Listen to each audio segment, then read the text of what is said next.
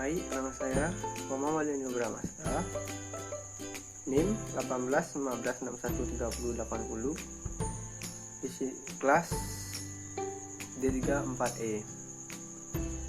Di sini saya akan menjelaskan akuntansi piutang pada bulan Januari. Baik, langsung saja ke videonya. Baik, di sini saya akan menjelaskan teori pendukung akuntansi piutang. Menurut buku Saki Badridwan tahun 2004 halaman 123 menyatakan bahwa piutang adalah klaim sebuah perusahaan atas uang, barang, atau jasa terhadap pihak lain. Ciri-ciri akuntansi piutang. Yang pertama ada nilai jatuh tempo, ada tanggal jatuh tempo, ada bunga yang berlaku. Nilai jatuh tempo adalah istilah yang menggambarkan penjumlahan dari nilai transaksi utama ditambah nilai bunga yang dibebankan untuk dibayarkan pada tanggal jatuh tempo pejabat penata usaha keuangan SKPD. Yang kedua, tanggal jatuh tempo. Tanggal jatuh tempo bisa diketahui dari umur piutang wesel itu sendiri. Biasanya, penjual menggunakan dua jenis pengukuran umur surat promes, yaitu bulan dan hari. Yang ketiga ada bunga yang berlaku. Bunga ini harus dibayarkan sebagai bentuk konsekuensi pembeli meminta waktu pembayaran tertentu dan sebagai keuntungan bagi penjual, karena harus bersabar menunggu pelunasan tersebut. Yang ketiga ada jenis akuntansi piutang. Di sini ada 3 jenis piutang, yaitu piutang dagang atau accounts receivable. Yang kedua ada piutang wesel atau notes receivable. Yang ketiga ada piutang lain-lain atau other receivable.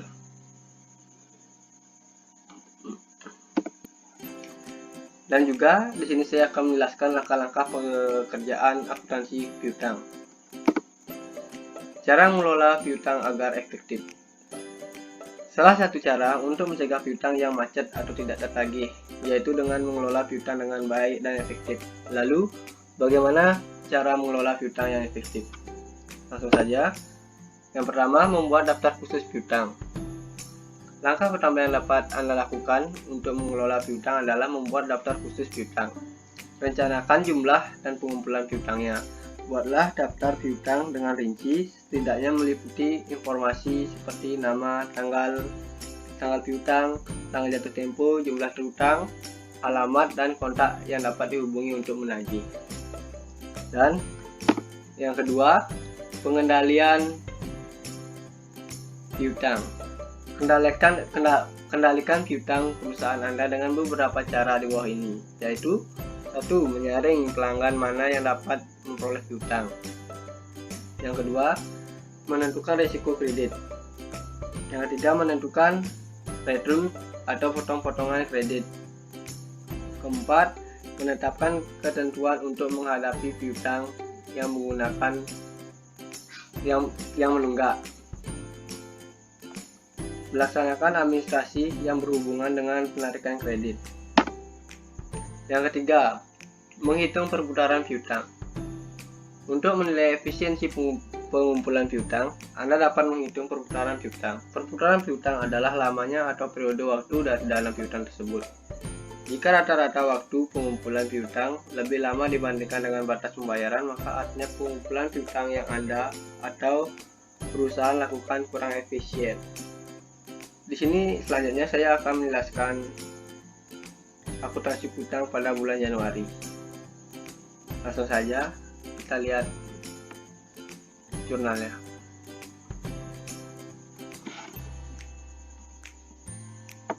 Berikut adalah prosedur cara membuat transaksi piutang selama trimester pertama tahun 2011.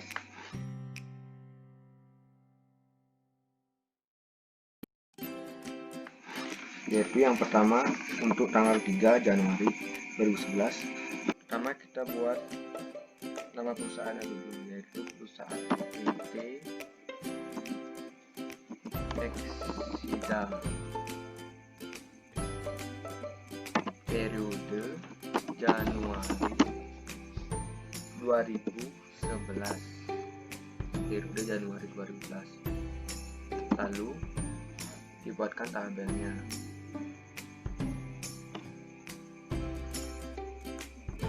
Yaitu yang pertama nomor, pertama tanggal, kedua nama akun, ketiga debit, dan yang terakhir kredit. Nah, buatkan tabelnya seperti ini.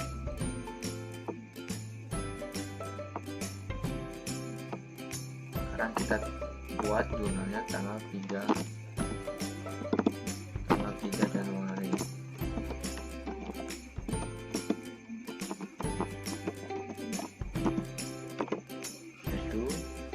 Nah, di sini kita lihat untuk apa aja yang nama akunnya yang terkait. Di sini kita lihat untuk jurnalnya yang dipastikan, yaitu uang pinjaman yang diterima perusahaan dari bank tersebut sebesar 500 juta, dikurang dengan beban administrasi bank profesi materai sebesar 5% dari jumlah pinjaman. Nah, di sini kan kita lihat bank tersebut meminjam uang kepada dari Bank Buana, yaitu sebesar 500 juta, lalu dikurang dengan beban administrasi bank yang didapat dari 5% dari pinjaman. Sekarang kita hitung dulu. Yang pertama itu ada utang bank, akunnya utang bank sebesar 500 juta.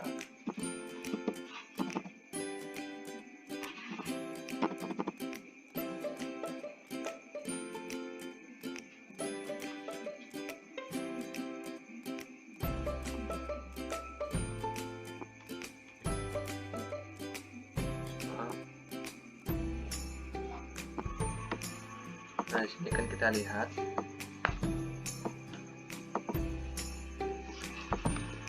utang bank sebesar 500 juta. Terus didapat beban administrasi bank. Beban administrasi bank, yaitu didapat dari 5% dari total utang bank. Nah, sekarang kita hitung 500 juta dikali 5%.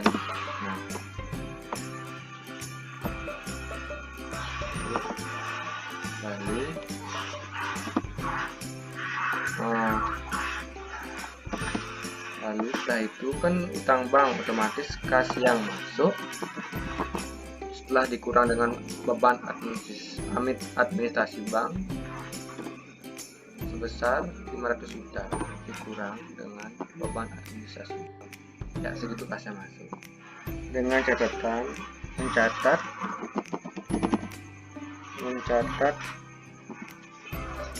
pembiayaan dari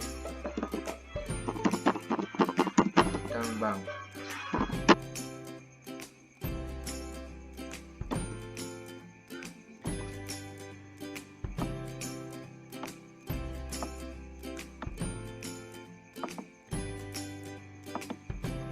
Ini untuk memisahkan antara debit dan kreditnya.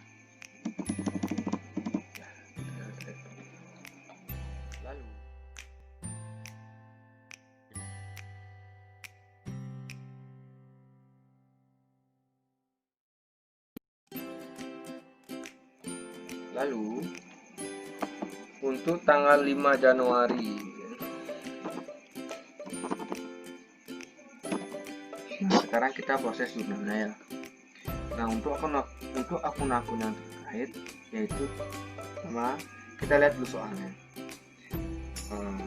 Karena kebutuhan kas yang mendesak, perusahaan menjual piutangnya kepada PT Niaga Factoring NPC, di mana lembaga tersebut merupakan melayani jasa anjak piutang. Nah, perusahaan kan menjual piutangnya, jadi artinya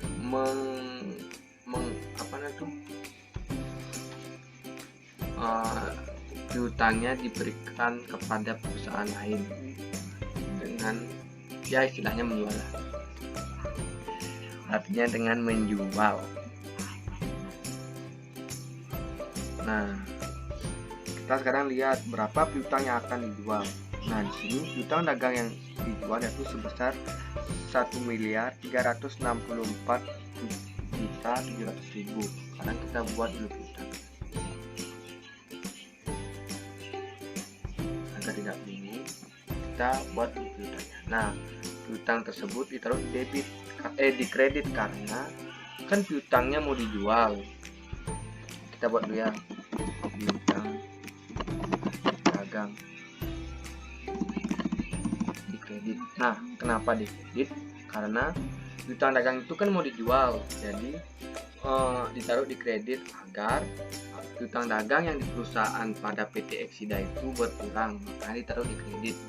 Lalu setelah itu kita lihat di sini apa aja yang menjadi masalah, apa aja akun-akun yang terkait.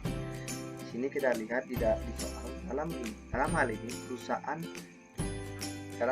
perusahaan akan mendapatkan uang tunai sebesar 1.200.000. Nah, dia perusahaan PT Exida itu mendapatkan kas masuknya sebesar, kas masuk berarti kan di debit.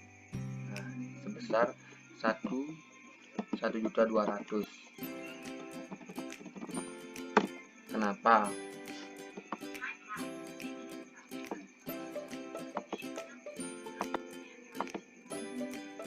Nah, kenapa kasnya tersebut sebesar 1.200.000? Di sini jelaskan jumlah bersih setelah dipotong beban profesi dan komisi sebesar 64 juta.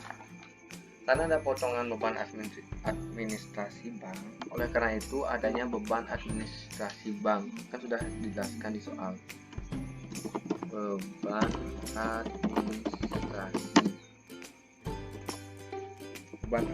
administrasinya. Nah, di sini masukkan beban administrasinya di soal dijelaskan sebesar 64.700.000. Terus setelah itu akun apa yang terkait? Kan di sini masukkan dulu utang dagangnya sebesar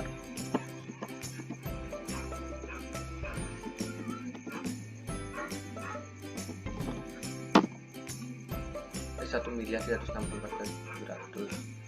Kan masih belum balance ini saat dikas beban utang itu masih belum balance, berarti ada yang kurang lagi satu. Sini kita lihat di soal. Nah, sisa sebesar. Nah, di sini kita lihat.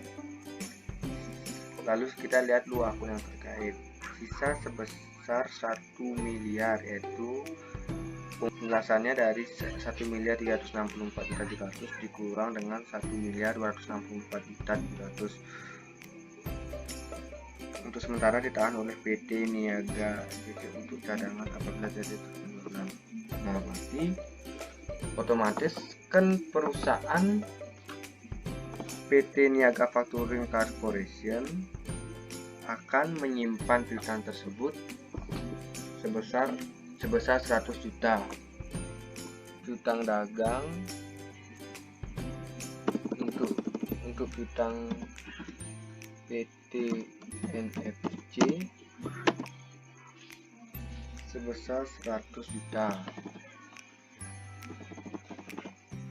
Nah, ini kenapa piutang PT NFC-nya dimasukkan 100 juta di debit? Karena di sini kan dijelaskan untuk sementara ditahan oleh PT Niaga Factoring Corporation sebagai cadangan apabila terjadi tutup penjualan. Nah, makanya berarti kan masih disimpan oleh NPC sebesar 100 juta. Makanya piutang PT NPC ini ditaruh di debit. Nah, sekarang kita lihat apakah sudah mau balance jurnalnya. kan kas ditambah beban piutang tambah dengan piutang PT NPG sebesar, kita lihat untuk ini apakah mau dia ini pasti mobil nanti lihat kan sama hasilnya berarti sudah pastikan sudah beda. Nah, dengan catatan pendiskontoan piutang kepada PT. Dengan catatan pendiskontoan piutang kepada PT NFC. Nah, itu jurnal tanggal 5 Januari. Sekarang kita lanjut ke jurnal selanjutnya, yaitu pada tanggal 30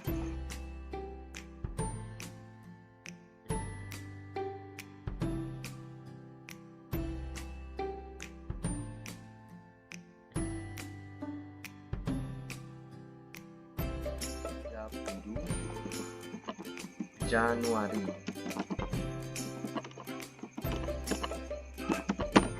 30 Januari. Sekarang kita lihat di informasinya. Nah, sekarang kita lihat informasinya. Pada halaman 9 di buku kasus seri A. Di sini ada informasi, yaitu pada akhir bulan Desember 2010 diperoleh informasi bahwa CV3 Anggrek untuk sementara ditutup dan pemiliknya sudah pindah tanpa meninggalkan surat. Otomatis karena perusahaan tersebut tutup, jadi dibuatkan jurnal, yaitu jurnalnya cadangan kerugian piutang kepada piutang dagang. Nah, itu kan pas sudah ditutup jurnalnya seperti itu. Jadi di sini di kasus CV3 Anggrek itu telah beroperasi kembali dan CPT Anggrek akan segera melunasi utangnya. Otomatis kan gini dia, perusahaan tersebut akan beroperasi kembali dan dibuatkan jurnal. Lalu jurnal sebelumnya tuh harus dibalik agar mendapatkan kembali penghapusan piutangnya. Jadi jurnalnya sebelumnya kan jurnalnya cadangan kerugian piutang kepada piutang dagang. Sekarang dibalik, piutang dagang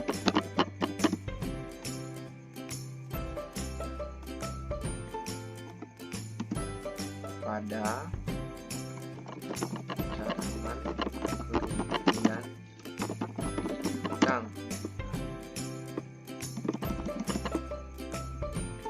cadangan kerugian piutang sebesarnya. Kita lihat di sini dulu informasinya. Informasi di sini pada halaman 9. Terus kita lihat di kartu piutangnya per 31 Desember 2010. Di sini diberitahukan, di sini terdapat informasi CV3 Anggrek nomor 10021 pada tanggal 3 Februari 2010 terdapat piutang sebesar 15.600.000. Sebelumnya kan pada akhir bulan Desember kan dihapus, jadinya piutangnya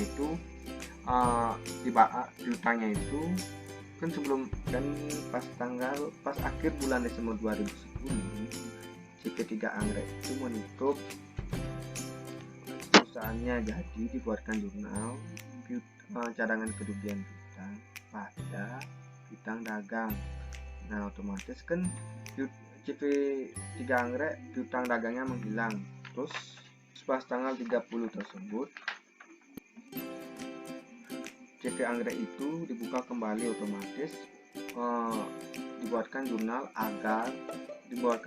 dibalik lagi jurnalnya agar terdapat kembali piutang dagang dari CV Anggrek tersebut.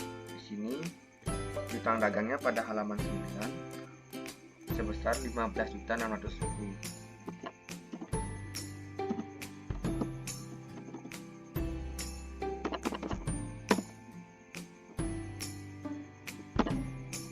pada cadangan kerugian piutang.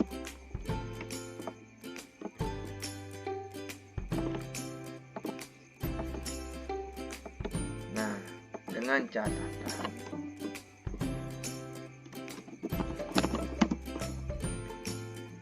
pengambilan piutang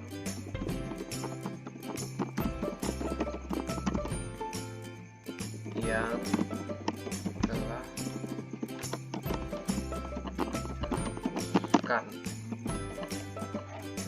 Nah, seperti itulah transaksi yang terjadi pada tanggal 30 Januari.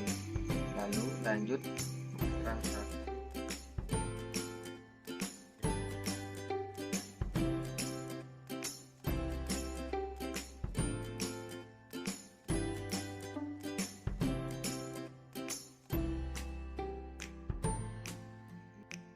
Sini artikan dulu kasus tersebut merupakan penagihan piutang ke bimbingan tes prima SNPTN dan kepada PT Mataram. Jadi untuk penagihan piutang jurnalnya itu kas pada untuk penagihan piutang kita buat dulu tanggalnya. Untuk penagihan piutang cadang jurnalnya itu kas pada piutang dagang. Nah, kas pada piutang dagang. Kenapa? Karena kalau kita mengambil piutang dagang, kita menagih piutang dagang, otomatis kan kasnya masuk, terus piutang dagang pada perusahaan tersebut akan berkurang. Makanya kasnya di debit, piutang dagangnya di kredit.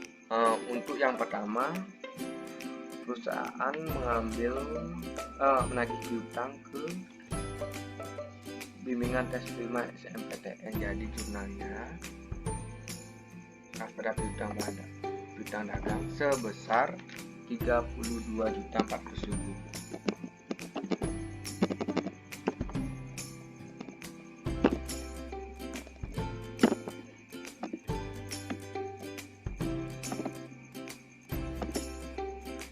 Dengan catatan mencatat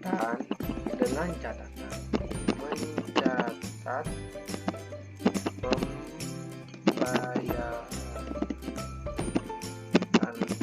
piutang dagang, mencatat pembayaran piutang oleh bimbingan tes prima SNPTN.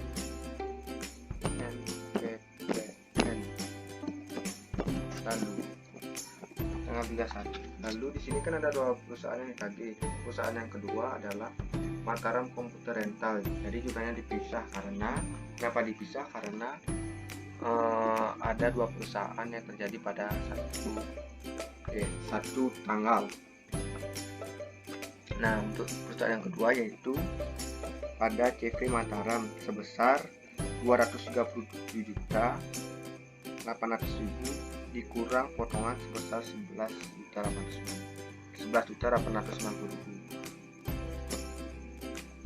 Nah, jadi jurnalnya sama juga, tetapi ada di sini potongan penjualan. Kenapa potongan penjualan? Karena jika piutang pasti potongan penjualan. Jika utang pasti potongan pembelian. Di sini dimasukkan potongan penjualan pada piutang dagang.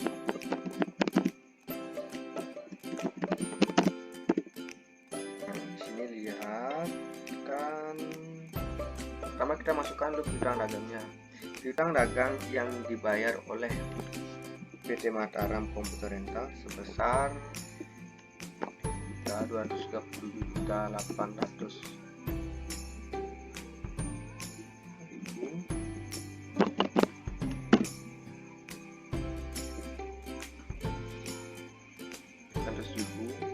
Terus dikurang dengan potongan penjualan sebesar 11.890.000 890.000.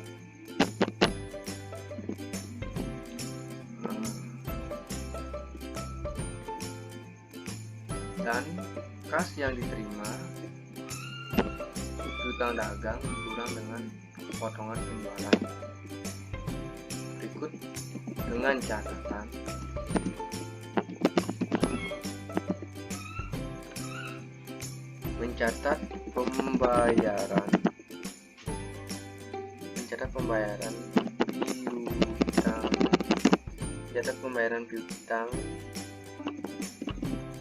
mencatat pembayaran piutang oleh Mataram Komputer Rental.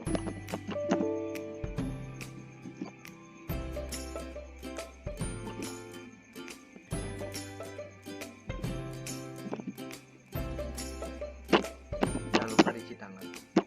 Berikut adalah transaksi pada tanggal 5 Januari, 30 Januari, 31 Januari, dan berikut adalah penjelasan dari pembuatan jurnal yang terdapat pada bulan Januari. Demikian penjelasan yang telah saya paparkan. Saya mengucapkan terima kasih. Apabila ada salah kata, mohon dimaafkan. Saya tutup dengan para Santi. Om Santi Santi Santi Om.